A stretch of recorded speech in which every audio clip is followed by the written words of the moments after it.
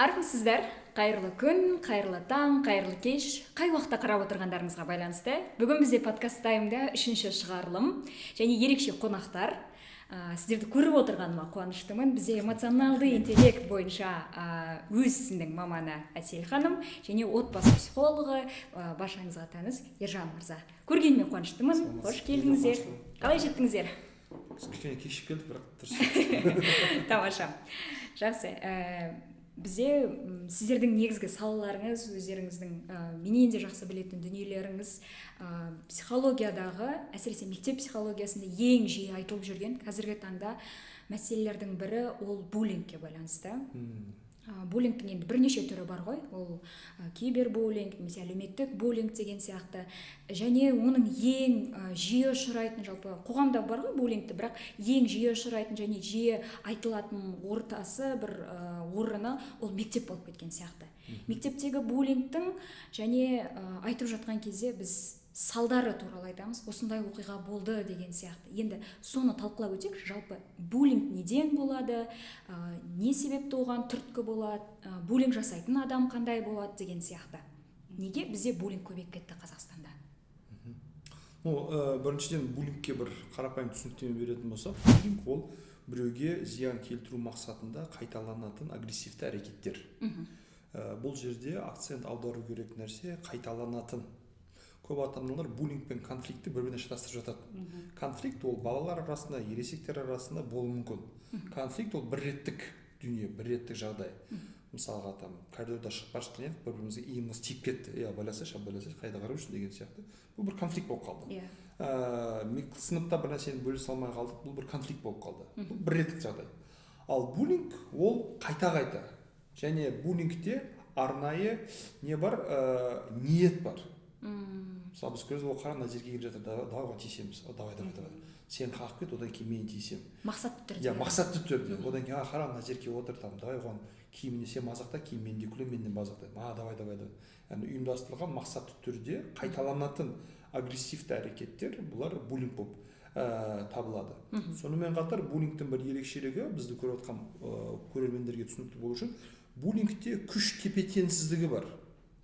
Яғни үлкен мен кіші, бір топпен жалғыз адам, жоғары сынып пен төмен сынып, яғни сіз күш тепе-теңсіздігі болғандықтан сіз оларға қарсы ештеңе айта алмайсыз, қарсы ештеңе істей алмайсыз. Сондықтан буллингті былай айтқан кезде буллингтен жәбір көріп жатасыз. Буллингтің қысқаша түсініктемесі осы. Мүмкін Әсел ханым сіз қосасыз? На самом деле, спасибо большое, что такие классные темы поднимаете. И вот Ержан действительно правильно отметил, что буллинг и конфликт — это разные вещи. Но я бы хотела отметить одну вещь, что очень часто в школах обращают внимание на жертву буллинга. Но и думают, что буллер — это хулиган. На самом деле, буллер — это ребенок, который нуждается во внимании, в дружбе или в чем-то еще. У него какие-то проблемы есть психологического характера. И буллера часто путают с хулиганом. И вот очень важно понять, что буллер — это тот ребенок, который ищет слабого, как правильно отметил Ержан. Он ищет слабого, но только для того, чтобы поднять свою самоценность. Самоутвердиться. Да, самоутвердиться, потому что, скорее всего, либо в его каком-то жизненном опыте, либо в семье есть манипуляция, игнорирование его эмоций, или, возможно, даже вот считают инфантильных детей, да, у которых дома слишком сильно потакают, они не привыкли, что их критикуют, да, и вот такая адекватная самооценка. Есть завышенная самооценка, есть адекватная самооценка. Когда у тебя адекватная, ты самоуверен, ты понимаешь, что есть и другая обратная связь, ты принимаешь критику других людей, ты можешь адекватно спорить, решать конфликты. Но я считаю, что в школах очень мало ведется работы, наверное, разъяснительной. Если родители не могут, то все-таки в школе могут быть такие проведены мероприятия комплексные, где нулевая терпимость к буллингу. И если бы разъясняли, например, что буллер — это тот человек, у которого психологические проблемы, у которого, возможно, дома проблемы, у которого проблемы с самооценкой, тогда было бы понятно, что тот, кто буллит, это тот человек, у кого проблемы. Он ищет внимания, он ищет дружбы, то есть это уже не модно быть таким, да, тогда. То есть это слабый человек с проблемами психологического характера или эмоционального характера. И все пытаются сделать акцент на жертве, вот как жалко очень этих детей, но если бы мы сделали акцент на буллере, что этот человек слабый, что у него, возможно, дома проблемы, возможно, он привык к манипуляциям, и показывали бы акцент, почему происходит такое, почему буллер так делает, то, возможно, это стало бы не модным, все бы говорили: ты буллишь другого человека, возможно, у тебя проблемы с самооценкой, или что с тобой не так, давай мы тебе поможем. Вот және бұл буллингтің мектепте қайталану себебі, болып жатқан себебі, біріншіден мектеп ортасы бұл баланың қайта баруға мәжбүр болған бір жер. Мысалы, сізде дүкенде біреумен конфликт болып қалатын болса, сіз қайтадан көрмеймін ғой оны. көрмейсіз, бармасаңыз болады, басқа дүкенге бара саласыз. Ал мектеп, сіз қаласаңыз да қаламасаңыз да 1 жыл бару керек, баруға мәжбүр болған бір ортаңыз. Сондықтан біз мектептегі буллинг туралы жиі естіп жатамыз, буллинг туралы жиі көріп жатамыз, буллинг туралы өкінішке орай әлеуметтік желілерде түрлі видеолар шығып жатады, кәдімгідей былай жүрек ауыртатын, адамды ойландыратын, балдардың бойында басым агрессия сол. Яғни мектепте болуының себебі, өйткені балалар көбінесе мектепте шоғырланады. На самом деле, вот Ержан про фильмы сказал, то, что уметь развивать в детях способность жалеть, да? Почему это важно? Часто родители или в школе говорят: не обращай внимания, ничего страшного. И если ребенок учится не обращать внимания на свои чувства или на чувства других людей, отсюда появляются не только буллеры, но и преступники. Потому что они могут отключать свои чувства, они могут не обращать внимания на боль другого человека, им не жалко ударить, им не жалко унизить, им не жалко обидеть другого человека. Мы недавно участвовали в проектах про ООН по профилактике террористических действий, радикализации, да, и мне понравилось о том, что тренер, который участвовал с нами в проекте, как раз разбирал, знаете, типы личности school-shooting, знаете, школьные стрелки. Это сейчас потихонечку считается, что движется к нам. Это такое движение Колумбайн, субкультура Колумбайн. Началось это движение с Америки, с города Колумбайн, когда подростки пришли, постреляли учителя, не устроили прям побоище, да, 13, по-моему, учеников убили, и застрелились сами. И они стали своего рода идолами, что они еще сами застрелились. И понеслось такое движение. В последнее время вы, наверное, видели в соседней стране, в России, там Казань, Пермь, Московская школа тоже была. И считается, что это потихонечку придет и к нам, потому что это тоже субкультура, это тоже, можно сказать, вот недавно кто-то сказал, что в Петропавловске был случай, да, ребенок зашел в школу с топором. Я не знаю, конечно, точно, каковы причины, но считается, с теми психологами, с которыми я общаюсь, они считают, что очень важно сейчас работать в школах именно с подростками, чтобы избежать влияния этой субкультуры на наших детей. И разбирая типы личности этих школьных стрелков, они все жертвы буллинга. Озлобленность на социальное общество, на социум. Вот последний буллер, по-моему, который в России был, он застрелил классного руководителя, он 3 ему поставил за четверть. Да? Почему? Потому что там у него родители давили больше на оценки, на учебу, забрали приставку, запрещали ходить куда-то с друзьями, и у него началось выгорание. И они, видите, с оценками там еще началась проблема, и он просто пошел, застрелил классного руководителя. И мы поэтому всегда призываем развивать эмоциональный интеллект и у учителей, и у родителей, потому что нужно понимать, что это может привести еще не просто к буллингу, когда там самооценка занизилась, а к смертям и вот таким радикальным действиям. Бізде жалпы эмоциялық интеллектпен өте үлкен проблема бар. Эмоцияны көрсете алмау, шығара алмау, жеткізе алмау, айта алмау, эмоцияларды сезіне алмау, проживать сезіне алмау, бәрінде проблема болғандықтан, ол сондай бір қысымның ішінде өмір сүріп, ертелі кешпе ол бір жерде шығады, және көп жағдайларда ол агрессия ретінде шығып жатады. Енді осы буллингқа тақырыптан ауып қалмай, мысалы менің бір таныс балам буллингке ұшырап жатыр, немесе буллинг жасаушы деп ойлап көрейік, мен ата-анамын, немесе мұғалім позициясындамын. Мен оның белгілерін қайдан білуім мүмкін, немесе ол адамға мен қалай көмектесе аламын. Осыны талқылап көрейікші, көмек ретінде. Яғни буллинг жасаушы адам, немесе буллингке ұшырап жатқан адамды біз белгілері қандай болады олардың? Біріншіден, менің ойымша буллингке ұшыраушы жәбірленушіні талқылау керек. Енді Әсел ханым қаншалықты буллерді белгілі бір дәрежеде жертва ретінде көрсетсе де, бұл жерде біз агрессияны ақтап алмауға назар аударуымыз керек. Әйтпесе ертең әр ұрған соққан, ну кешіресіз, менде психологиялық проблемалар бар деп ақтап алуы мүмкін, төмендеп қолдануы мүмкін да, немесе ата-анасына келіп сіздің балаңыз мынаны болды, иә біздің баламыздың психологиялық жағдайы қиын, там ренжімеңіздер деп кетуі мүмкін да. Біз бұл жерде бір жағынан не үшін түсінгіміз келеді, алдын алу бойынша. Бірақ нақты факті болған кезде ол жерде әркім өз жауапкершілігін тиесілі алу керек. Яғни керекті шаралар қолдану керек, ескертулер жасалу керек, постфактум жұмыстар жасау керек. Яғни алдын ала жасалынатын жұмыстар бір бөлек, оларды біз екеуін де жертва ретінде көріп көмектесуге тырысамыз. Ал нақты факті болғаннан кейін ешқандай жағымсыз әрекет, жазасыз, жауапкершіліксіз қалмау керек. Сол үшін жәбірленушіге келген кезде ол жерде қандай белгілері бар? Біріншіден, іс-әрекеттері тез өзгереді.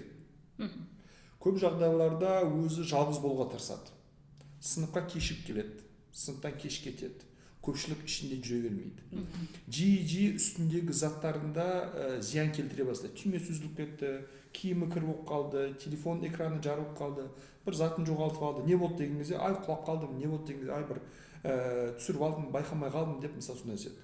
Одан кейін ол балдар көбінесе сабаққа деген ынтасы түсіп кетеді.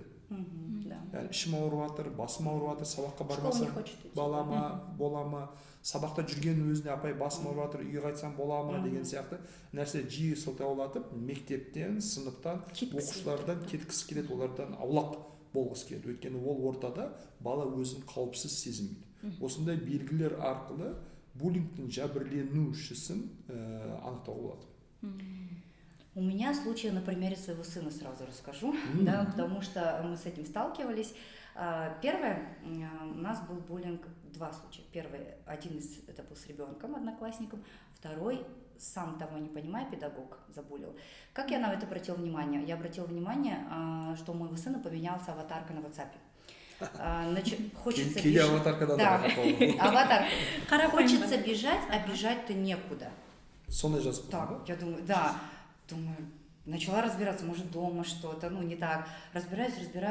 Нет, теперь звоню психологу, жената, говорю, жена, вот подскажи, как еще можно проверить, что с ребенком не так?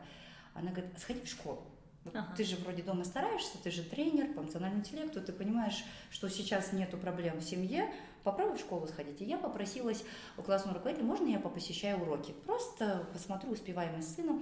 Они говорят, да, конечно, там был специальный родительский день, в который я пришла. И я ходила, смотрела на каждом уроке. На каждом уроке, конечно, есть свои плюсы, минусы, но ребенок реагировал нормально. Но только перед одним уроком вдруг...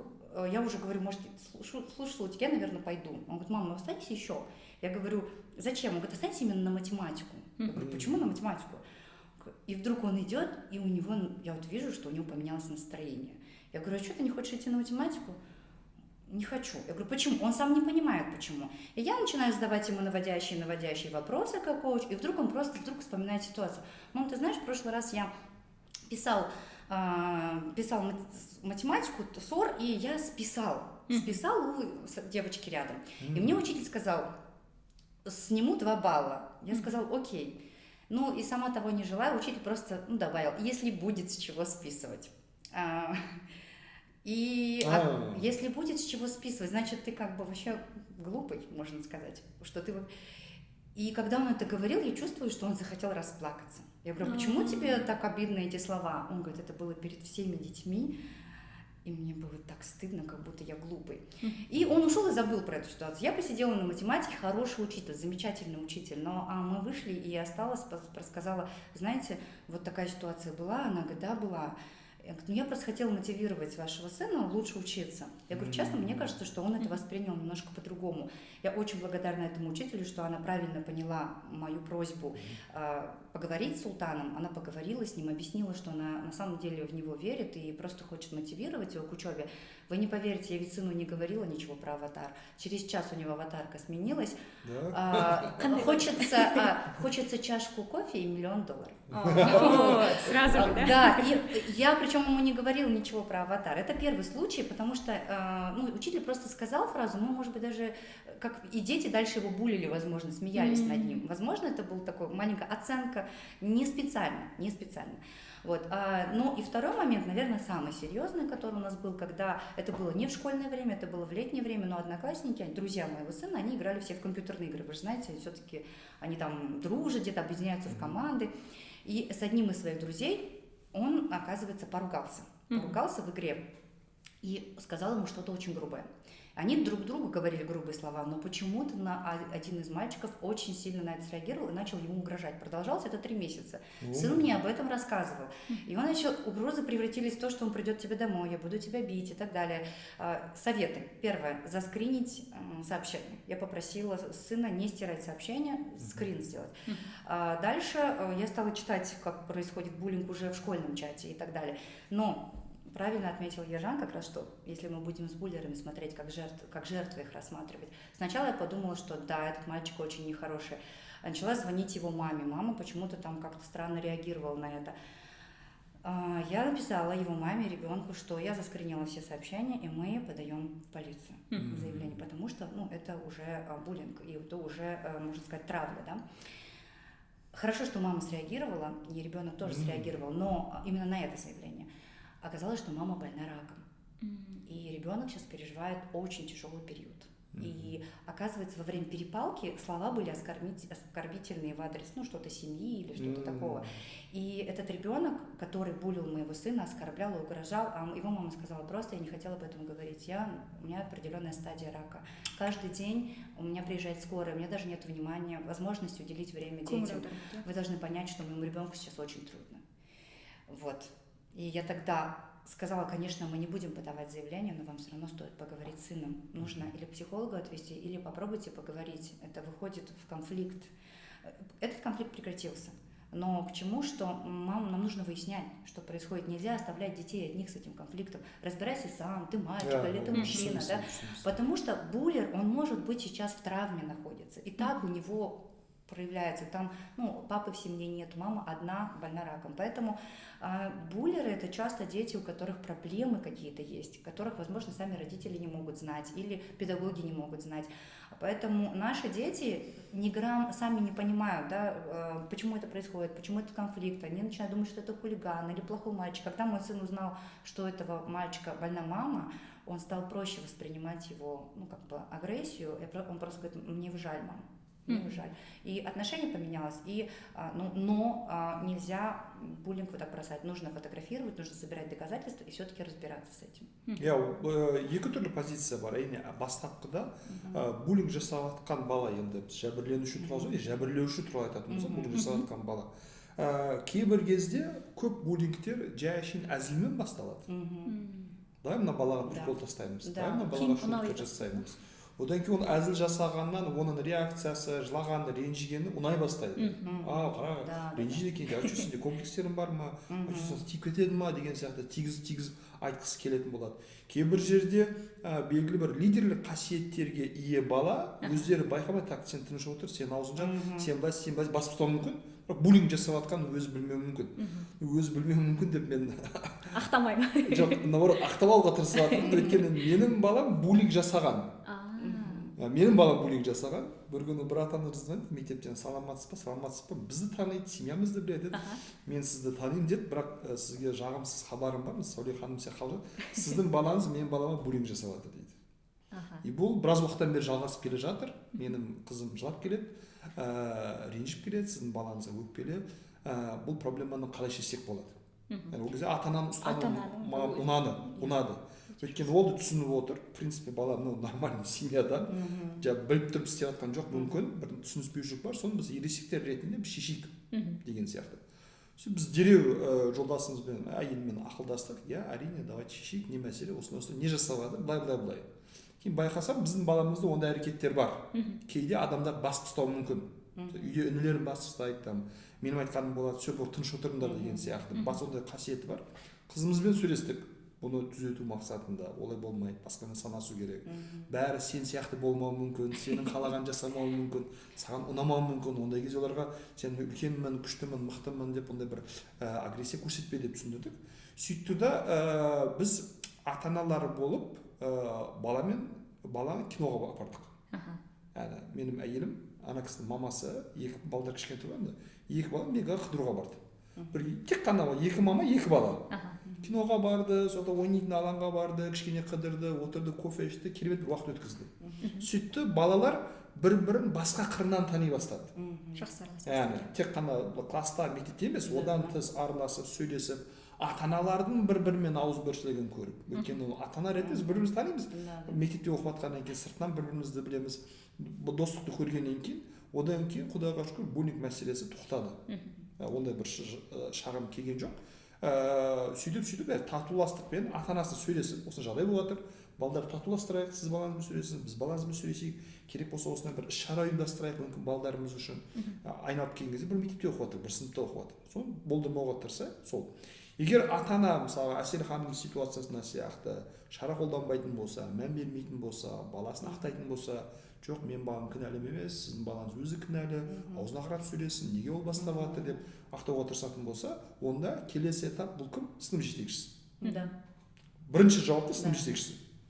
Көп сынып жетекшілер өзіне бармай директорге барғанға ренжиді. Неге директорге маған келмесе, менің классым мен шешетін едім ғой деген сияқты. Сынып жетекшісі. Ол ешкімде реакция көрсетпесе, шеше алмайтын болса, онда мектеп әкімшілігіне барып, біздің класста осындай жағдай болып жатыр. Мен мынаған айттым, шешілген жоқ, мынаған айттым, шешілген жоқ, мынаған айттым, шара қозғалған жоқ. Әкімшілік ретінде сізден бұл мәселені шешуді талап етемін. Сұраймын емес, талап етемін. Өйткені мектептегі қауіпсіздікке мектеп жауапты. Ол жерде менің балам қауіпсіз емес. Значит, сіз өзіңіздің жұмысын дұрыс істемей жатсыз. Сөйтіп керекті деңгейде осындай шараларды қолдану керек. Біздің баламыз бір рет есік алдында өте қатты бұзақы бір бала болған, бүкіл балдарға тиісіп жүр деген. Сөйтіп біздің балдар ойнап жатқан, ол да келіп ойнаған, одан кейін біз айтамын, мен сенімен ойнамаймын деген, жоқ ойнайсың дейді. Ойнамаймын, жоқ ойнайсың дейді. Сөйтіп кетші бар деп, қызым кетіп қалған, жүгіріп бара жатқан. Ол артынан қуалаймын деп, жүгіріп бара жатқан жеріне итереді. Сөйтіп қызымыз бейшара бетімен жерге асыратын қарны жарылып, үсті басы қан ағады мысалы. Ол жерде дереу, мысалы мен өзім үйде болған жоқпын, әйелім болды, дереу далаға шықты. И мына жақта маңызды нәрсе, ересек ешқашан баламен қарым-қатынас выяснять етпейді. Тең емес қой себебі. Күш тең емес. Дереу барды, так сен ба, тоқта бері кел, қызым, бірінші оған медициналық көмек көрсетілді. Одан кейін баланы сен қай подъезде тұрасың, қай квартирада, ата-анаң қайда? Ол айтпайды, қашып жүр. Бір үйде тұрғаннан кейін білеміз ғой, танып сұрап біліп алдық. Одан кейін ата-анасын шақырды, келген жоқ ата-анасы. Дереу участковый звондады, участковый келді, арызымызды алды, арғы участковый ата-анасын тауып алды. Қай жерде жұмыс істейді, телефоны, үйі бәрін тауып алды, ескерту жасады, айтты, кешкісін ата-ана қасынан баламен біздің олар жүр, біздің үйді іздеді келді. Кешірім сұрап, ойбай кешіресіз, біз бала осылай істеп қойды, дұрыс емес, біз толық бәрін түсіреміз, медициналық қандай компенсация жасау керек болса, бәрінен біз ақша ештеңе жоқ дедім. Бізге баланың қауіпсіздігі маңызды. Біз айттық, біз арызымызды кері аламыз, бірақ ренжімеңіз дедім, сіздің балаңыз біздің балаға 5 метр жақындамайды. Вот, Ержан, хороший момент вы отметили. У меня такой в детстве у моего брата был период как раз. Почему я бы хотела, чтобы в школах проводилась такая системная работа с родителями, и не только как решать такие вопросы и давать инструменты, чтобы школа сама тоже такими инструментами владела и проводила системную работу не только с детьми, но и с родителями, но еще и приглашала, допустим, даже правоохранительные органы. С 14 лет наступает ответственность. Моего брата когда-то в детстве тоже побили, ударили так сильно по голове, что он потерял сознание и оставили лежать на земле. Он очень поздно пришел домой, и когда, как все мальчишки, они хотят решать вопросы, мы пойдем их завтра побьем. На что мой папа сказал: доверяешь мне? Он говорит: да, давай сделаем так, конфликты надо решать по-другому, есть законные пути. Он говорит: пап, мы пацаны, мы решаем по-другому. Он говорит: нет, доверься мне. И что сделал папа? Во-первых, с этими побоями мы отвезли его в больницу. Положили в больницу, он пролежал 21 день. 21, сотрясение мозга было. 21 день – это преступление средней тяжести. Подали в суд, и там вот тогда родители пришли. И этот ребенок пришел, они очень просили прощения. Папа, конечно, не пошел навстречу, суд свершился, мы получили материальную компенсацию, получили восстановление всех медицинских расходов. И второе, это на 50 метров приближаться этому мальчику было запрещено законом. Если он приблизится, его посадят. Вот, мы должны учить детей решать конфликты законным путем. Я. И они должны понимать, Согласен. что есть ответственность. У меня с сыном тоже, у нас же дети, они все дети, когда пока не учатся, если родители не объясняют правовую ответственность детей за их действия, может быть, даже он защищал, может быть, его оскорбили, но нужно понимать, если тебя оскорбили, ты можешь подать в суд, ты можешь там тоже что-то сказать, но если ты ударил этого человека, и это заснято на камерах, и есть доказательства, с 14 лет наступает правовая ответственность. Поэтому вплоть до того, что ты можешь просто сесть в тюрьму. Яғни балалардың құқықтық сауаттылығын арттыру, Да. немесе кешірімнің соңы ары қарай жазаға аласың. Да, я бы рекомендовала, так как мы работаем еще с полицией, приглашать полицейских на работу с родителями и разъяснять, с какого момента наступает ответственность, и что родители должны понимать, что если они детей не научат все-таки решать конфликты мирным путем и в своей семье будут объяснять ответственность за то, что ты кого-то побил, и что это может тебе грозить тем, что ты сядешь в тюрьму. Я считаю, что это вот такой комплексный подход, и психологический подход, и правовой подход, и такой, воспитательный, да, там, профилактический. И это не 1-2 тренинга, это целое, там, минимум 2-3 года мероприятий, и вообще каждый год какие-то мероприятия, постоянно работать с родителями, потому что в каждом возрасте все по-разному. Әрине. Енді жаңа сіздің бірінші буллингті айтып жатқан кезде педагог ретінде өзіме анализ жасап отырдым да ойланып қалдым. Бәлкім мен де өзімнің оқушыларыма сондай сөзді айтқан шығармын. Яғни сен үй тапсырмасын орындамасаң, сенің 2 балыңды алып тастаймын деген сияқты. Бірақ сол кезде ойландым. Мені университетте соған дайындады ма? Психологиялық тұрғыдан, менеджмент тұрғысынан. Енді осы кезде мынандай бір мәселе туындайды. Қарапайым ғана біздің мектептен бөлек бірнеше педагогтарда кездеседі, және әлемде мынандай бір статистика жүргізген екен. Ең жиі эмоционалды выгорание деп айтады ғой. Шаршауға ұшырайтын мамандықтардың ең алдыңғы қатарында тұратын мамандықтардың бірі ол мұғалімдік мамандығы екен. Неге? Себебі өзіміздің елімізді ғана алып қарашы, мысалы 2000 балалық мектепте бір психолог жұмыс істейді.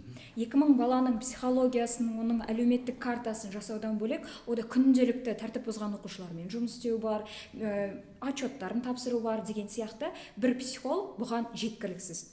Одан бөлек мұғалім ретінде күнде мысалы қарапайым ғана 16 сағаттық ставканы алып қарайтын болсақ, сен әрбір оқушымен жұмыс істеген кезде мұғалімнің өзі эмоциялық бір күйзеліске немесе бір кері мұғалім болып та буллингке ұшырауы мүмкін деп қарап көрейікші.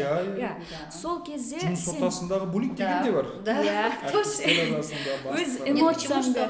Педагог может снимать баллы, может действительно ставить низкие оценки, но не унижать при этом ребенка. То есть да, давай я тебе помогу, возможно, ты не знал ответа, давай в следующий раз подумаем, как тебе это исправить, а не так, что, наверное, ты глупый. Да? То есть замечание, как правильно делать замечание ребенку. Мы вообще педагогов учим разговаривать не в ты послании, да, мен хабарлама, я послание. То есть не почему ты с обвинением что-то не делаешь, а я переживаю, что у тебя такие оценки, они в будущем тебе помогут там ЕНТ сдать и так далее, да, может поступить куда-то. Давай постараемся подготовиться. Я расстраиваюсь, когда ты опаздываешь, а я переживаю за то, что ты не знаешь ответа. Здесь нету никакой оценки ребенка, есть просто переживание педагога и объяснение, почему это важно. Да. И это еще говорят о своих эмоциях. Мы так учим развивать эмоциональный интеллект. Поэтому здесь вопрос в чем, что нас действительно, возможно, где-то не учили, да, не объясняли, к чему это может быть привести. И мы из хороших побуждений хотим вызвать у ребенка желание, да, мотивацию быть ответственным. Но если мы это делаем, действительно объясняя, что это важно, раз, но часто бывает, что и родители, и педагоги, и руководители, да, тоже используют желание обвинить, доказать, что ты не такой, как все, жертон балдара, да, или жертон байлара, да, или жертон наедера, что-то делают не так.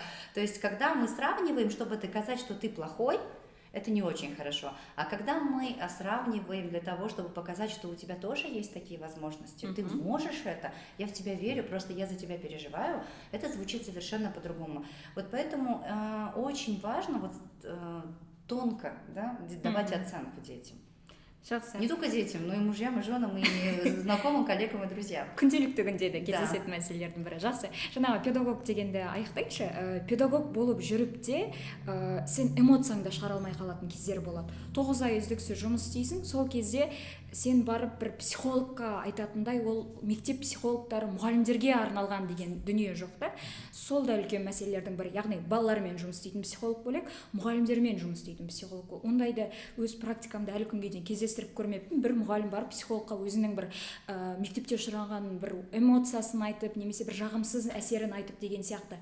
Бір жыл жиналады, 2 жыл жиналады, сөйтіп жиналып келеді де, кейін ол мұғалімнің өзі сол нәрсеге үйреншікті болып кетуі мүмкін. Осы нәрседе біздің педагогика саласында бір назар аудару қажет дүниелердің бірі шығар деп ойландым.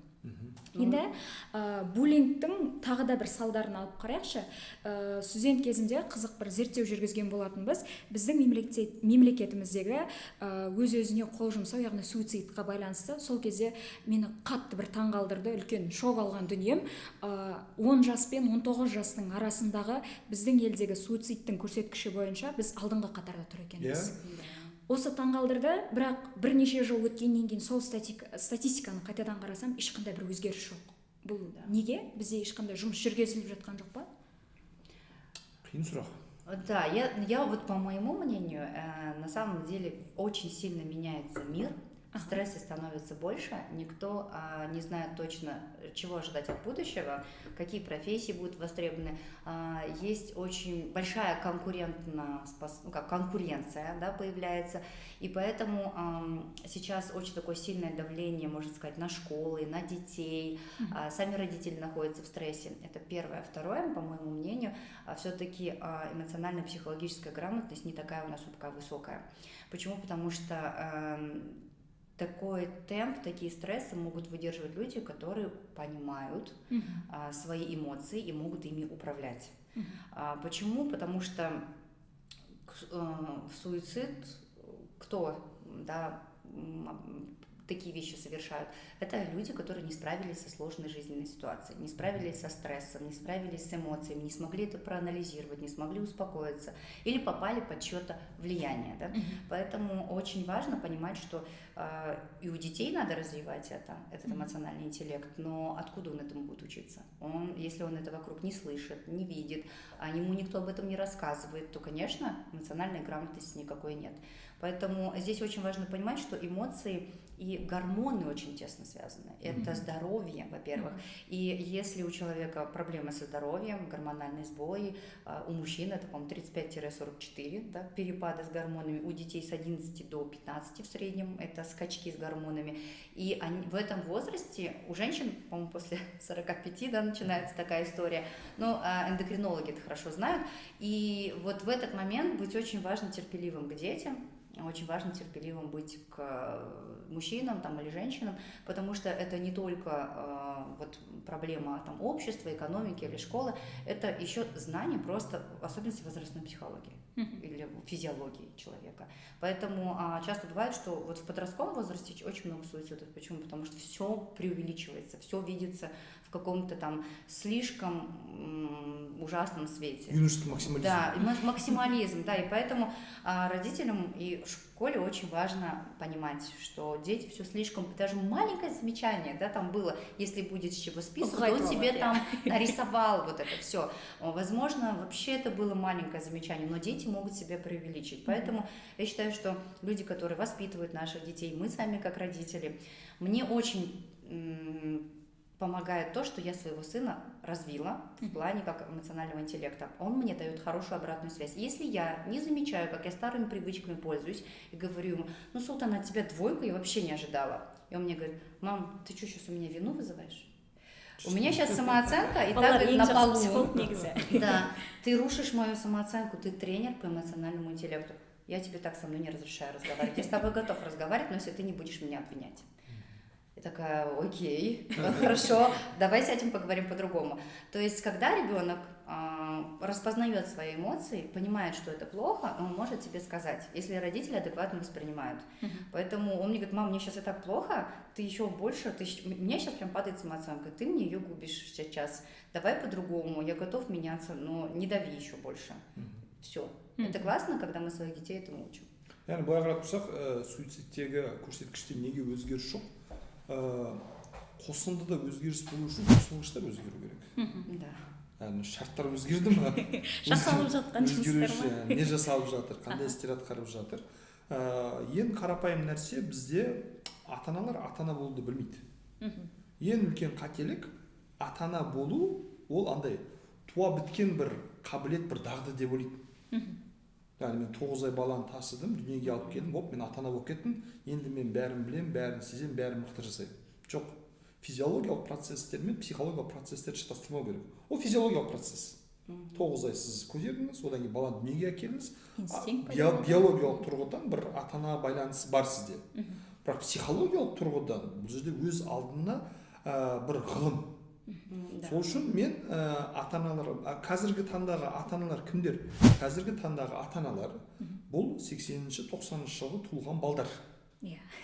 Яғни қиын кезде, перестройка кезінде, құлдырау кезінде, тәуелсіздік алып кезде, былай айтқан кезде ата-ананың қараусыз қалған балалар. Өздері өскен. Яғни бұлар отбасы не екенін білмейді. Әке-шешесін қол ұстасып отырғанын көрген жоқ, әке-шесі үйде көрген жоқ, күн көрістің артынан жүгірді. Алдына нан әкеліп берді, тамақ әкеліп берді, соған мәз болатындай оған балалар қазір ата-ана болып жатыр. Ол сол нәрсемен қазір баланы мәз қылуға тырысып жатыр. Киімім бар ғой, телефоным бар ғой, тамағым бар ғой, тағы не керек? Біздің кезімізде бұл да болған жоқ дейді мысалы.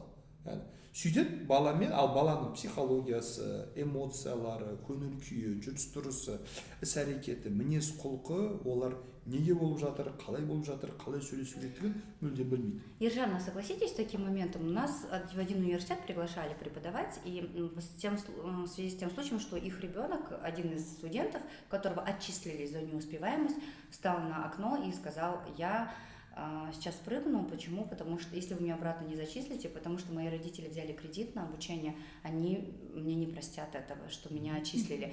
Насколько иногда в нашем обществе приоритеты, да, стоят. Если ты не будешь учиться, ты не человек. Да. Если вот у меня был момент...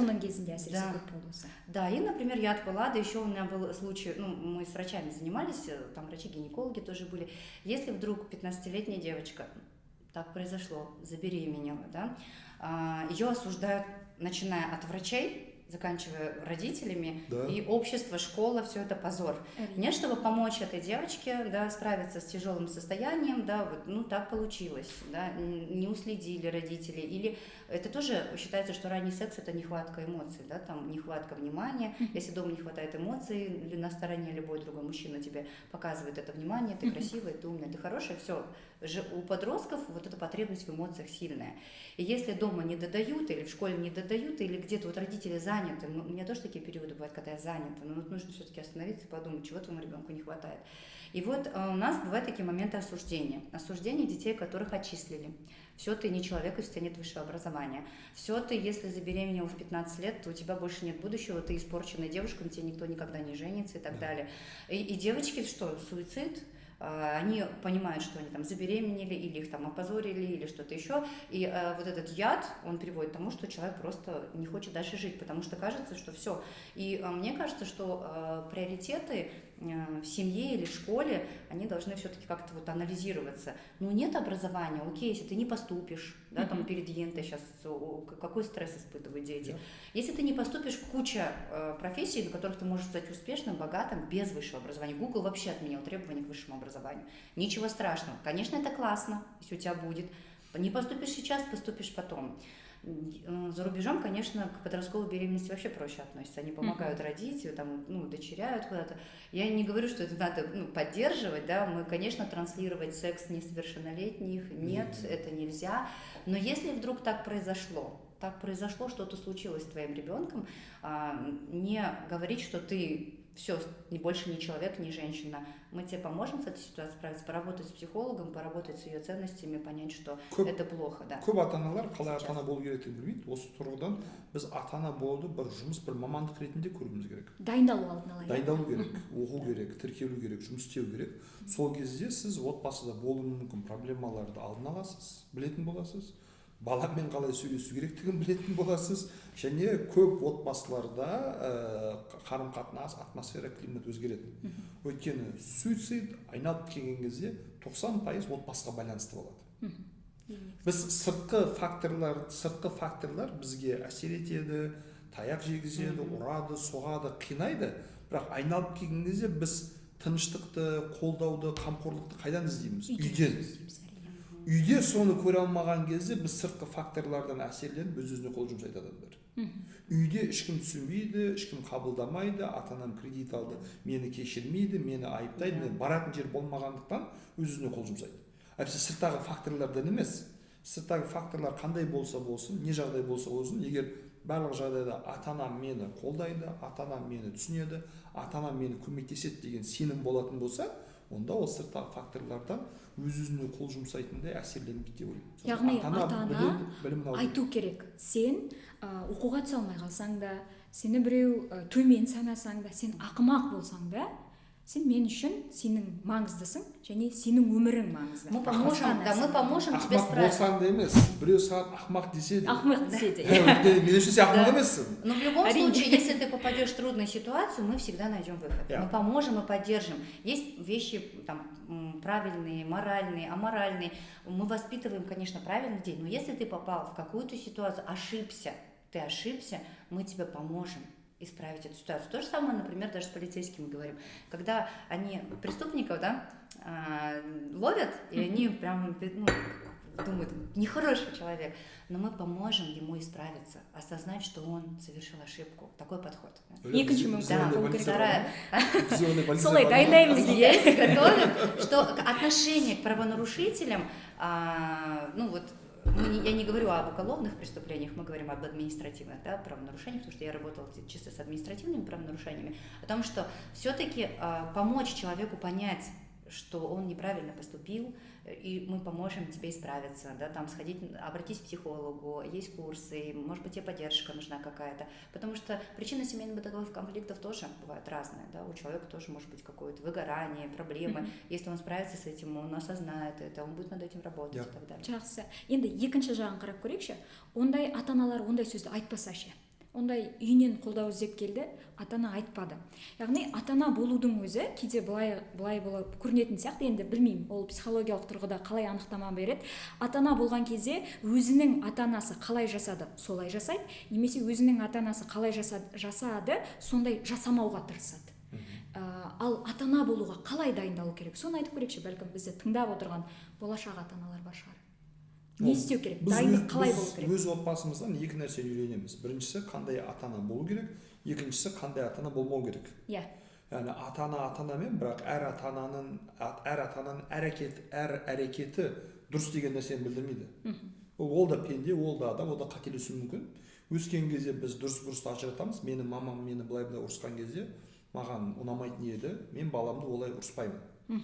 Мен қиналған кезде ата-анам мені қолдамайтын еді, мен олай жасамаймын, баламды қолдаймын. Яғни кері үлгі арқылы да үлгі алып өзгеруге болады.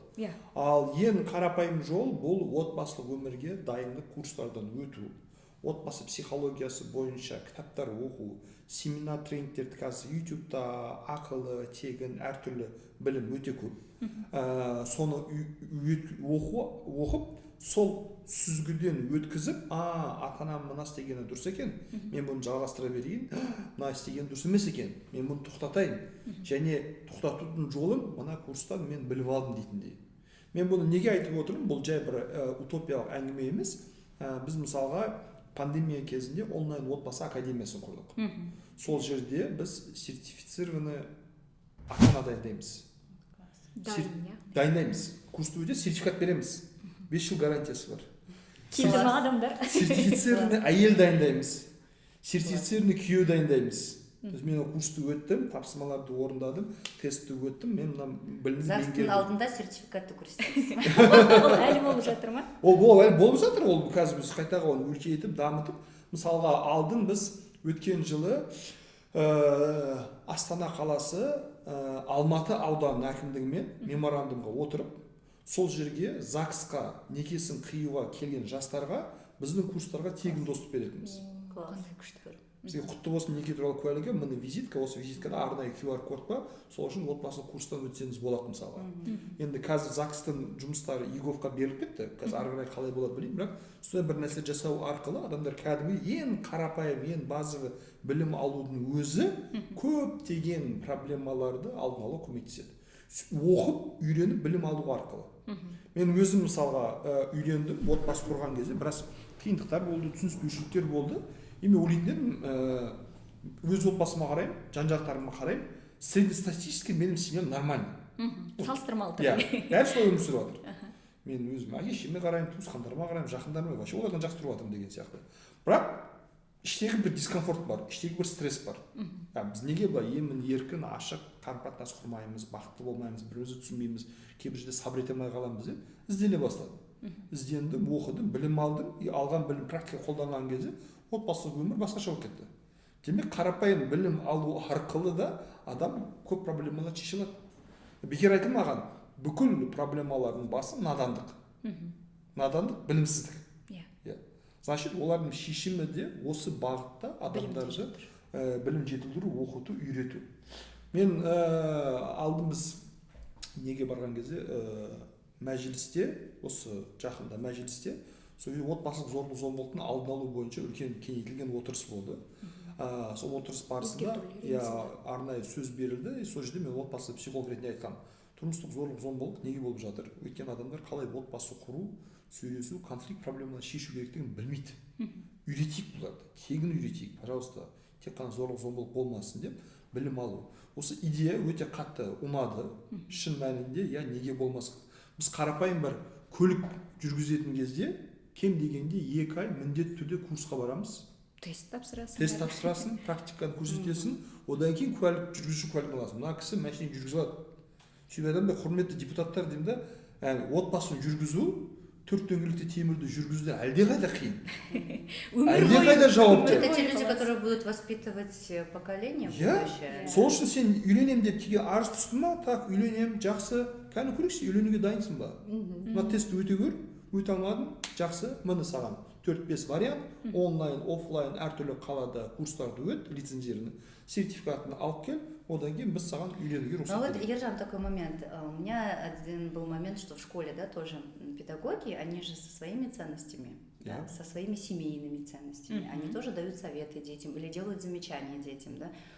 Тоже, а как нужно себя вести, а какая твоя семья, правильная или неправильная, твои родители, вот тебе неправильно, там ты домашнее задание делаешь, куда смотрят твои родители, в семье так быть не должно, да, то есть, возможно, они дают оценку какую-то, можно ли давать оценку, или как-то в школе должны тоже какая-то модель, да, семьи транслироваться, например, я работала педагогом, ваш коллега, в детском доме, в детском доме, у которых родители убийцы, родители наркоманы.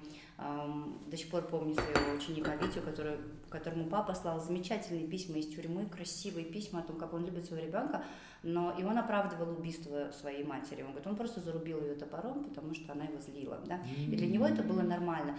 Если нету модели в семье, если ребенок не понимает, как правильно, мы смотрим на среднестатистические семьи, а есть семьи, где, вообще, да, тяжелые ситуации. Как-то в школе модель, мне кажется, тоже государство может транслировать, да, модель семьи в будущее. Может быть, сейчас какие-то приоритеты в семьях меняются. Да. Кстати, Ержан один из тех, кто поддерживает партнерское гендерное равенство. Мне кажется, один из редких мужчин в Казахстане. Вот. Поэтому к чему, что немножко модели семьи меняются. Сейчас и женщины там становятся, работают, да иногда даже женщины становятся где-то лидерами, иногда по очереди, иногда партнеры. И вот на некоторых тренингах я встречала тоже психологов, которые говорили, нет, я своего ребенка готовлю к семье, что муж зарабатывает, она, дома, мои деньги это мои деньги, а мужа деньги это наши деньги. Я говорю, так, гендерное равенство, держитесь, мужчины, потому что если гендерное равенство, мы оба помогаем друг другу, да. Я говорю, окей, вы свою дочку так воспитываете, она вырастет, а какое сейчас поколение? По большей части гендерному равенству. Как вы думаете, насколько она будет конкурентоспособна как невеста среди других девушек, которые все-таки выросли, что они тоже равноправные как партнеры? Невеста, на нее спрос больше будет. Да? Наоборот. Почему? Тихое поклонство, ничего не требует, свое место знает. Нет, она говорит, я свои деньги мне только, а твои деньги наши. А сейчас, мне кажется, мужчины наоборот говорят, давай вместе, да, вместе, ты тоже. У меня был такой смешной момент, когда один из слушателей на тренинге тоже сказал, в Казахстане должны быть такие правила, мужчина главный в семье, за ним последнее слово. Я, конечно же, не спорю, потому что в каждой семье правила разные, но я говорю, знаете, как классно, у меня в семье тоже папа главный, И мама чуть что, если что-то не так, мама говорит, я тебе говорила, ты же мужчина, ты же должен был посмотреть сразу, чуть что виноват папа. Если хорошая ситуация, мама говорит, да, я же тоже говорила. А если плохо, то все ответственность на папу. Мне кажется, вот здесь какие модели семьи транслируют родители, учитывая современные тенденции. Потому что кто-то, возможно, хочет такую модель, что все-таки мужчина главный в семье, и это выбор. Да? Но, к сожалению, может быть, для некоторых семей сейчас появляются такие женщины, которые работают в семье, есть мужчины, которые любят детьми заниматься, сидят дома тоже, и их осуждают, и мужчин осуждают, и женщин, да, там осуждают. У нас такие знакомые есть, которые мужчина ушел в декрет, все были в шоке, да? Вот почему мужчина, который занимается детьми, осуждается, тоже странно, да? Поэтому, мне кажется, в семье можно просто дать, вот как мне понравилось, как сказал Садхгуру, да, великий йог такой, да, дети — это не ваша собственность.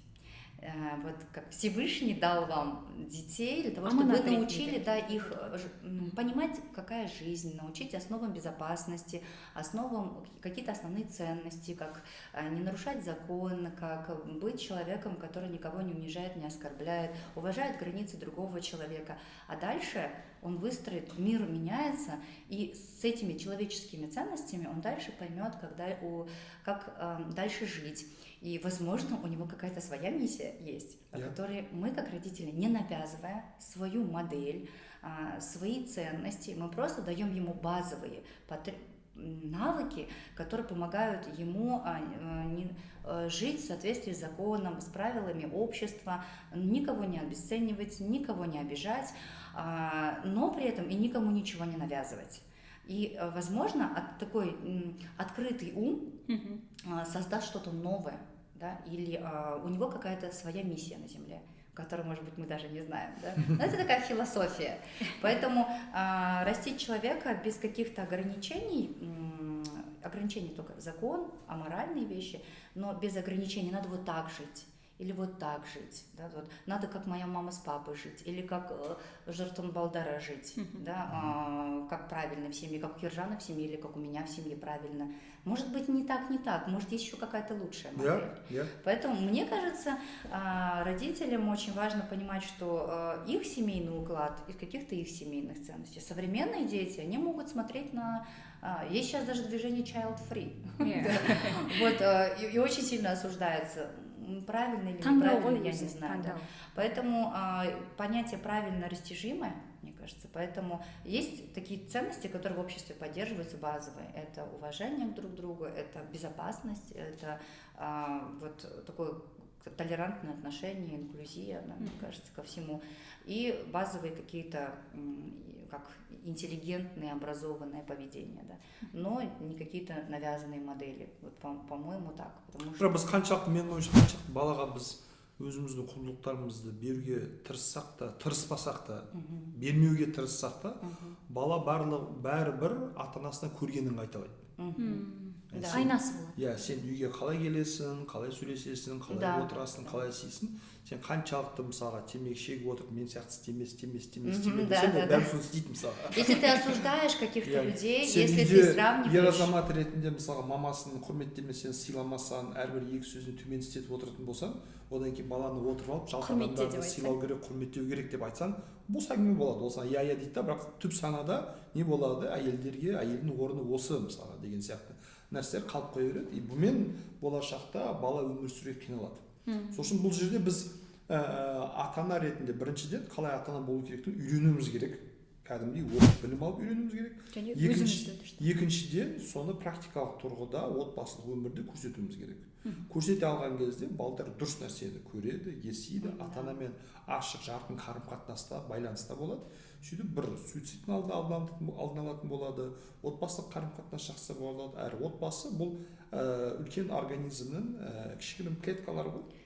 Кстати, Ержан, мы же можем быть не идеальными родителями, да? У меня один такой момент был, когда я вот эту тему эмоциональный интеллект изучала, и, конечно, со всеми психологами ходила на всякие игры, на всякие проработки, и на одной из игр я была вместе со своим сыном, меня попросили поделиться ситуацией, когда я не слушала своих родителей перед своим сыном и перед кучей людей, которые знают меня как тренера. Вы не поверите, мне было тяжело перед своим ребенком сказать, что я тоже не слушалась своих родителей.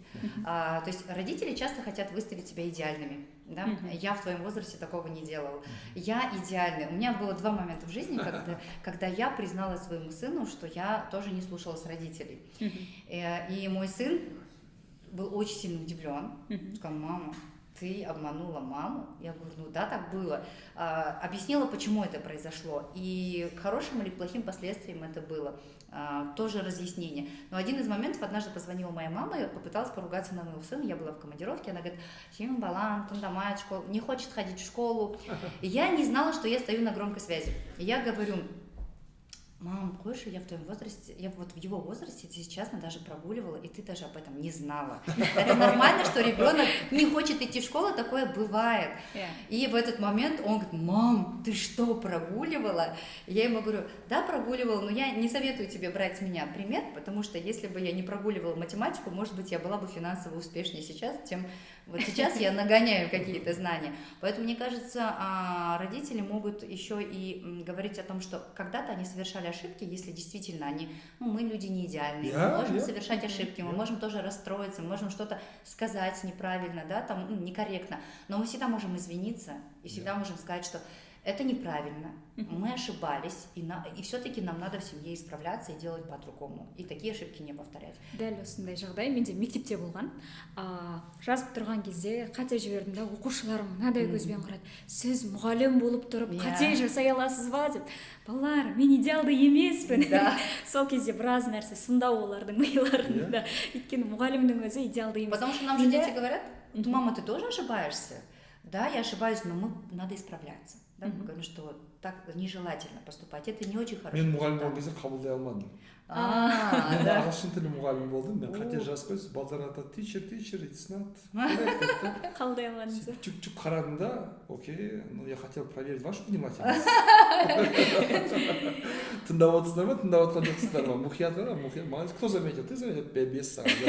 Молодец деген сияқты. Жақсы. Оны мен не қыламын, мұғалім болған кезде тәжірибе жетпеді ма, или жастық болды ма, бірақ мен андай қателігімді қабылдай алмадым. Бірақ балдар ағылшын тілі мұғалім болғаннан кейін андай сөздіктен қиын сөздер жаттап алады да. Әдейі тексеру үшін сұрайды. Сіз білесіз бе, мен білемін дейді да, қандай сөз, мен білмеймін деймін. Білмейтін нәрсені спокойно білемін деп айта алу керек. Бірақ балдар түсінеді ғой, оны жарты әзіл, жарты серьезно қателеспеңіз. Біздің баланың алдындағы қателіктерімізді қабылдау керек, мойындау керек. Бірақ менің ойымша, қалай айтсам, орны келмей, жағдай болмай, алдын ала айта берген де дұрыс емес. Өйткені қазіргі таңда бала сізді идеал ретінде көріп отқан кезде сізден көп нәрсе алады да, ал заранее мен идеал емессің, менен үлгі алмай қой деген кезде кімнен үлгі алады? Түскеті мүмкін. Ал мысалға сіз сияқты ситуация болып жататын болса, бала не істеді, мысалы емтиханнан 2 алып қалды мысалға да, немесе сабақтан қашып кетті, мұғалім ұрыс берді. Вот сондай кезде қолдау мақсатында балам, мен де оқыған кезде 2 алып тұратын едім, менде де ондай нәрсе болады, қатты уайымдама, бәрі жақсы, нормально. Да, то есть мы говорим, что мы подаем пример, но... Отырып алып әрбір кеште так, бүгін мен сізге мынандай қателігімді айтып, мынандай қателігімді айтып, баланың алдында авторитетін бәрі тышқан түсіріп тастамауы керек. Баланс такой, да, баланс, да. По ситуации. Да, по ситуации, что бізде баламыз, бізде мынаны өттік, и мен мынаны өттім, жасадым. Ты на меня не смотри, я учись сам, да, такое, чтобы не было. Приюды тауып алдық, да? Да, приюды тауып. Нет, все-таки... Нәтиже қандай нәтиже шығардым. Да, какой вывод я сделала? Вот, кстати, Ержана, спасибо, это такой момент, вот как раз признание своей ошибки, но и к чему все-таки мы должны стремиться, и я над этим поработал, и как бы к какому результату мы стремимся все как семья, потому что семейные ценности, мы принимаем свои ошибки, над ними работаем, и к чему мы все-таки стремимся. Да, тут показывать, к какому все-таки... не идеалы, но модели, наверное, да, поведения. Жақсы. Енді ғалымдар осы ұрпақтарды бөлген кезде бірнеше ұрпаққа бөлді, Z, альфа, тағы да басқа ұрпақтар деген сияқты. Енді бүгінгі күннің ата-аналарынан жиі еститін тағы да бір сөздердің бірі: мен ата-ана ретінде өзімнің баламды түсінбеймін, немесе онымен сөйлесе алмаймын, ортақ тіл табыса алмаймын дейді. Енді бұл да бір ұрпақтардың алшақтығы болуы мүмкін, немесе жаңағы ата-ананың дайын болмауы мүмкін, баланың мінезіне де байланысты. Бірақ баламен ортақ тіл табысу үшін қандай қадамдардан өту керек ол ата ана? Вот мне кажется, здесь такой момент, разница поколений и разница там, ценностей, да, то есть поколения могут меняться, но какие-то семейные ценности и человеческие ценности, они все равно остаются на протяжении всех поколений. Это обманывать всегда было да. плохо. Да, обманывать это всегда плохо, или там красть, убивать это всегда плохо. Мы можем не навязывать какие-то модели, как родители, но придерживаться всегда каких-то просто человеческих ценностей. Вот я, например, помню, что я такую ошибку, наверное, совершила, ну не ошибку, или вот не учла современной тенденции, своему сыну запретила записывать, много тратить времени на YouTube, где он записывал, как он играет Майнкрафт. Но его одноклассница, его родители этого не сделали, ее родители этого не сделали, и теперь она обладательница серебряной кнопки YouTube, у нее 4 миллиона подписчиков и 10 тысяч долларов ежемесячно. Как бы, да. Я теперь думаю, а я помню, ему говорила, ты что? Это ты тратишь, что за ерунда, какой Майнкрафт, какой YouTube, а он-то скринил, записывал и выкладывал, как она. Вот эти вещи, да, это тренды современные, возможно, конечно, компьютер нужно ограниченное время, но интересы ребенка, возможно, вот современными тенденциями рассматривать. Баламен сөйлесу деп айтқан кезде, ата-ана ретінде менің ойымша баланы тыңдауға акцент жасау керек. Сөйлеуші емес, тыңдаушы. Иә. Уже бұрынғыдай андай бір ата бабалар бізді былай отырғызып қойып, ал балаларым, бүгін мен сіздерге мынандай бір оқиға айтып берейін, мені тыңдаңдар. Бала аузы ашылып, ол кезде телевизор жоқ, свет жоқ, YouTube жоқ, интернет жоқ, Instagram жоқ, конечно, сені тыңдайды. Сен айтып жатқан әңгіме оларға бір боевик, бір ертек сияқты көрінеді. Ол дәуір жоқ. Қазір баланы түсіну үшін баланы тыңдау керек. Балам қалайсың? Кел отырайық, шай іш, кофе іш, күнің қалай өтті, не істедің? Сол балдармен Майнкрафт ойнадық, я не ойнадым Майнкрафт, біздің кезімізде болған жоқ. Біз тек қана андай Mortal Kombat қана, FIFA ғана ойнайды. Айтпайшы маған. Енді пап, енді Майнкрафт деген ол мынандай ғой, жерде стратегия бар, тағы не болды? Сен қазір қандай уровендесің, қандай дәрежедесің, қандай ойнаған кезде бір келіп көрсем болады ма? Да, конечно, келіп көр. Бірге ойнайық немесе. Бірге ойнайық. Сіз баланың деңгейіне түстіңіз, оның әлеміне кірдіңіз. Оның әлеміне, бала сізді өз әлеміне қабылдағаннан кейін сіздің айтқан сөзіңіз оған әсер етеді. Я балам жақсы керемет ойна, бірақ көп ойнамая көзім бұзылады. Конечно. Көп ойнамая сабағын қалып қоймасын. Мен үй жұмыс істегеннен кейін ойнаймын. Көп ойнамая. Ержан, согласитесь, что наши дети могут даже нас научить чему-то. Абсолютно. Сөйтіп баланы тыңдайтын болсаңыз, не туралы сөйлесу керектігін білетін боласыз. Мысалға бізде жақсы бір әдет бар. Мен балдарды таңертең мектепке апара жатқан кезде, кешке мектепке алып келе жатқан кезде, жолда кетіп бара жатқанда сөйлесеміз. И мен 3 бала, үшеуі бірге, мен бәрін рет етмен сөйлеймін мысалы. Әдет бар, біреу сөйлеген кезде екінші сөзін бөлмейді. Не болды, қалай болды, үлкеннен, кішкентайынан, ортаншысына кім бірінші әңгімелесе тыңдаймыз. Тыңдап бәрін айтып болғаннан кейін мен 2 күн бұрын, 3 күн бұрын айтқан әңгімелерін еске түсіремін. Сен понедельник күні айтқан дедің, анау проектке дайындалатырмыз деп айтпақшы сол. Ол проектіміз былай болып жатыр, біз қазір бәседі, біз былай жасап отырмыз. Маңыздылығын түсінеді. Сен понедельник күні достарымен үзілісте футбол ойнағандар ғой, там 2-3 класстағы балдармен, не болса әлі жалғасып жатыр ма? Біз қазір там бір-біріміз уже жеңіп, общий счеттар естіген, мынандай болады. Яғни сіз бұрын айтқан әңгімелерді, қазіргі әңгімелерді байланыстыратын болсаңыз, балада сізбен сөйлесу қалауы ашылады. Ата-анам мені тыңдап жатыр екен, жай шейін былай тыңдап жатқан сияқты емес, реально мені тыңдап жатыр екен. Осын жасау керек. Одан кейін 3-4-5 баласы бар семьяларда әр балаға жеке уақыт өткізу керек. Рет-ретмен, бұл апта сен, келесі апта сен, одан кейінгі апта сен деген сияқты. Аламыз, 1 сағат, 2 сағат, 3 сағат қалаға бір жерге алып барамыз. Парк болуы мүмкін, ол ТРЦ болуы мүмкін, ол кино, кафе, кафене болуы мүмкін. Отырып екеуміз сөйлесеміз. Қызым, сен маған жай шейін 3 баланың бір баласы емессің. Сен өз алдынан менің қызымсың, мен сенің әкемін немесе анамын. Қалайсың, не істеп жатсың, көңіл күйің қалай, ананы айтып бер, мынаны айтып бер, тағы не қызық болып жатыр, менен не сұрағың керек деген сияқты жеке индивидуалды түрде адамдармен байланыс құру керек. Осындай нәрсе жасалынатын болса, тогда ата-ана баланың деңгейіне түседі, бала ата-анаға ашылады, и ортадағы диалог пайда болады. Барлық ата-аналар бала болып көрді, бірақ ешбір бала ата-ана болып көрген жоқ. Сол үшін ата-ана мен бала арасындағы диалог құруда бұл ата-ананың міндеті. баланың деңгейіне түсесің ба, баланы өз деңгейіне шығарасың ба, онымен бірге компьютер ойнайсың ба, онымен бірге футбол ойнайсың ба, не істесең істе, бірақ баланың деңгейінде, бір деңгейде болып сөйлесуді үйрен. Диалог, контакт, байланыс болған кезде ішкі әлемінде не болып жатқанын барлығын білетін боласыз, және бала мен ата-ана арасында сенім қалыптасады. Я бы еще отметила, что бывают такие ситуации, когда родители говорят, а где же там дисциплина, а где же строгость, и где мы это можно применять, да, в каких случаях.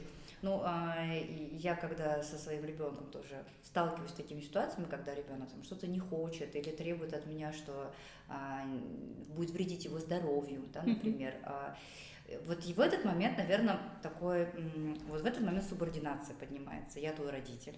Где-то ты друг ему, может быть, но когда он говорит, я там это не хочу, я не пойду, или я буду есть вредно, я не буду спать поздно ложиться, там, подросток, мы его слушаем выше меня ростом, да, уже там ему говорить, он, мама, еще там, ты такая маленькая, да, и я ему говорю, так, и тут у меня включается строгий голос, Султан, ты не забывай, пожалуйста, что я твоя мама, и в вопросах здоровья и твоей безопасности я имею право тебе просто запрещать.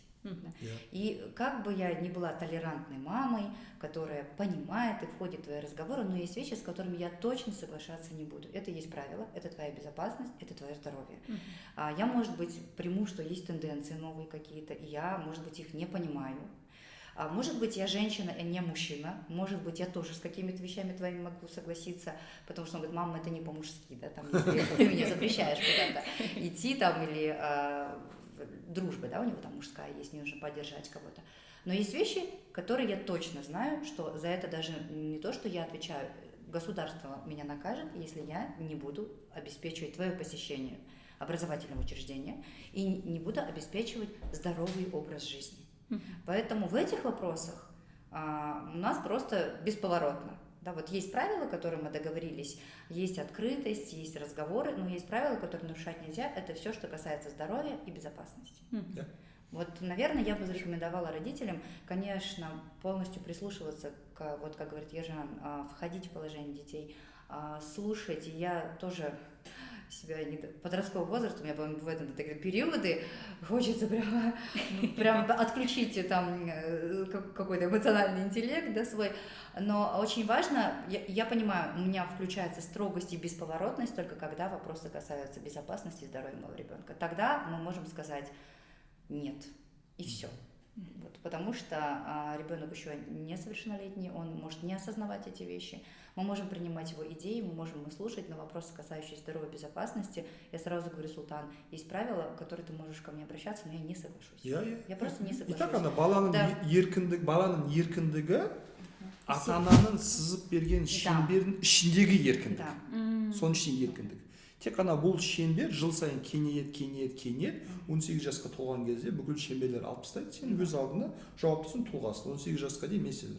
Және ұстаным мынандай болу керек та, біз сенімен дос сияқтымыз. Бірақ дос емеспіз. Да, вот. Сияқтымыз. У меня вот сын, когда поздно, после 11 хочет гулять. Я говорю, смотри, Султан, он говорит, мам, ну ты же понимаешь, что я с друзьями и в 11 ночи хожу там, да. Я говорю, первое, нет. Второе, если тебя на улице увидит полиция после времени законом детям запрещено, меня просто накажут, оштрафуют. Есть закон и правила, и я как родитель их обязана соблюдать, и я хочу как родитель быть правильной, свои обязанности исполнять. Есть еще закон, поэтому в нашей семье никто не нарушает закон, в нашей семье принято соблюдать закон, и я хочу быть законопослушным гражданином нашей страны. И ты в нашей семье, так как растешь, тоже будешь законопослушным. В 11 дома. Хотя он сейчас просто подросток, ему все время хочется где-то поздно походить. Я говорю, есть закон, давай после 18 ты сможешь ходить после 11 часов на улице. Тамаша. Енді осы сіздердің салаларыңызға байланысты. Бізде уақытымыз ба? Иә, соңғы қорытынды сұрақтардың бірін қояйын деп едім. Сіздердің салаларыңызға байланысты біздің қазақ тілді аудиторияға арналған оқулықтар, кітаптар бар ма былай іздеген адамға? Іздеген адамға өте көп, отбасылық курстар өте көп, отбасылық семинар, тренингтер көп, отбасылық кітаптар, психологиялық отбасылық кітаптар. Қазақша кітаптар бар ма? Потому что, если честно, на казахском очень мало литературы. Эмоциональный интеллект туралы бар ма қазақша? Я не видела. Бар. Арнайы мысалға қазақша әдемі дайындалған, маған даже отбасылық психолог ретінде бір хабарландырып жіберсеңіз деген әдемі эмоциялық карточкалар бар. Мысалы бұл жақта жылап жатқан бала қайғырып жатқан, не істеп жатыр, артында аты, ренжіп жатыр, эмоциялар. Нет, карточки, да. А вот именно литература, книги, вот читать, допустим, меня спрашивают, да, часто на казахском языке есть литература. Я высылаю книги, которые у меня есть там на английском, на русском. Но для родителей или для руководителей, или вообще для людей, где рассказывается вот все, как это работает, примеры даются, вот, к сожалению, либо потому что я сама... Асель ханым, сізге сондай кітап жазу керек қой? Иә, соны айтқым келген негізі. Я наоборот всегда говорю, обращайтесь к Ержану, кто вы даже сегодня, когда с Тем позвонили, я говорю к Ержану, потому что, честно говоря, я бы отметила не то, что нету литературы, а действительно интересный, полезный, и литературы же много разной. Есть разного мнения литература. Я стараюсь то, что я прочитала, и с наукой, с психологией. Все, я изучаю литературу, которая основана на научной основе. И такой литературы на казахском языке, возможно, есть, но, к сожалению, пока мне не попадалось. И поэтому, если вот, Ержан, вы можете порекомендовать каких-то казахстанских писателей или переведенную литературу, было бы... Отбасыға байланысты бар. Эмоциялық интеллектке байланысты мен Джон Готманның баланың эмоциялық интеллектісі деген кітап бар. Сол кітапты біз қазақша онлайн сабақ версиясын жасадық. Яғни ол жерде айтылған нәрселерді, принциптерді, жаттығуларды кәдімгі видеоға жазып, таспаға жатып, баланың ол жерде мысалы баламен эмоциялық интеллектісін дамыту, эмоциялық қарым-қатынас құрудың 5 жол этап көрсетілген мысалы. Түсіндіріп бересіз. Соны бәрін түсіндіріп береміз. Біріншісі мынау, екіншісі мынау, үшіншісі мынау. Мысалға, осылай. Баланың эмоциясы дегеніміз осы. Мысалы, эмоция бұл қандай да бір ситуацияға деген реакция, мысалы, ол баланың қолында болған нәрсе емес деген нәрселерді біз түсіндіреміз. Енді оны әдебиетті отырып ондай бір аудару мүмкіндігіміз қазіргі таңда жоқ. Дегенмен мен өзім қазір отбасылық психологияға байланысты бүгінге дейін YouTube'да шыққан барлық подкасттар, сұхбаттар, психологпен кешкі шай видеоларды жинақтап, қазір оларды текстке аудардық. Жақында баспамен келізіп, оны кітап ретінде шығаруды жоспарлап жатырмыз. Тамаша. Соның ішінде отбасы құндылықтары бар, бала тәрбиесі бар, эмоциялар туралы айтылған дүниелер бар. Мүмкін бастапқы деңгейде қазірдің өзінде біраз пайдасы тиер қоғамға. Яғни іздеген адамға табылатын ақпарат бар. Даже Google переводчик. Можно с английского, если что. Google переводчик, интересно, на казахский перевод? Аударады, бірақ керемет деп айта алмаймын. Google переводчиктің қазақшасын түсіну үшін ағылшынша жақсы түпнұсқасын оқыған жақсы. На самом деле, из того, что я знаю, материала очень много на английском. На русском не все, а на казахском еще меньше, пока, к сожалению. Хотелось бы, чтобы вот такие, как специалисты. Сіздер сияқты енді мамандар жазады деп сенеміз болашақта. Я не сильна в казахском, потому что даже когда я понимаю казахский, у нас семья казахская, но я столкнулась с тем, что когда мы попытались перевести наш эмоциональный термометр на казахский, столкнулась с осуждением. Оказывается, вот даже в России, когда переводили с английского на русский, потом русскую версию отправляли в Америку, в Америке они переводили с русского на английский, и оказалось, что разные переводы, там надо, чтобы психологи переводили, и лингвисты, да. Например, удивление, изумление, восхищение, казахша, таңғалу все. Нам надо было различать, да, и даже вот ашу за, да, гнев и злость, да, ашу злость, за гнев. И у нас там начались споры. Зал мне скурситу, еще что-то. Начали спорить, как действительно это переводится. И обвинили меня, что мен дұрыс қазақша білмеймін, дұрыс аудара алмаймын. И я такая, так, подождите, нужен какой-то официальный перевод. И кто у меня просит нашу презентацию на казахском языке, я говорю, я вам ее скидываю, но это не официальный перевод. Это просто наше видение, разговорное, возможно, или в помощь. Но вот на казахском языке желательно, конечно, чтобы это либо Минобразование, либо какие-то, не знаю, наши специалисты в сфере культуры, может быть, образования, прямо утверждали, какие термины или переводить как правильно. Лингвистер немесе, иә. Тамаша, бүгін келгендеріңіз үшін, жылы сұхбат үшін сіздерге үлкен рахмет. Істеріңізге сәттілік тілеймін. менталды сау біздің қоғам тілеймін. Және біздің сіздерге арнайы дайындаған кітаптарымыз бар еді, қазақ тіліне аударылған. Серьезно? Иә, Суеттің кітаптарының бірі, қателеспесем мазмұндама баспасы аударған. Ойлау. Келгендеріңіз үшін үлкен рахмет. Тамаша. Билл Гейтс переведен, да? Иә. Классно. Ойлау, Супер. Керемет, рахмет сізге. тесіктеген. Сәттілік, жұмыстарыңызға табыс тілейміз. Аман болыңыздар, пайдалы дүниелер шығарырсыз. Рахмет. STEM Академия, большое спасибо за поднятие таких тем, потому что так как вы работаете в образовании и поднимаете, приглашаете людей, которые привносят в образование какие-то изменения, я надеюсь, что благодаря вам вы и так все креативные, наверное, самые продвинутые вещи оформляете в школах, организуете в школах. Ну и надеюсь, что этот YouTube-канал, этот подкасты будут способствовать вашему продвижению тоже. Рахмет, үлкен. Спасибо. Спасибо.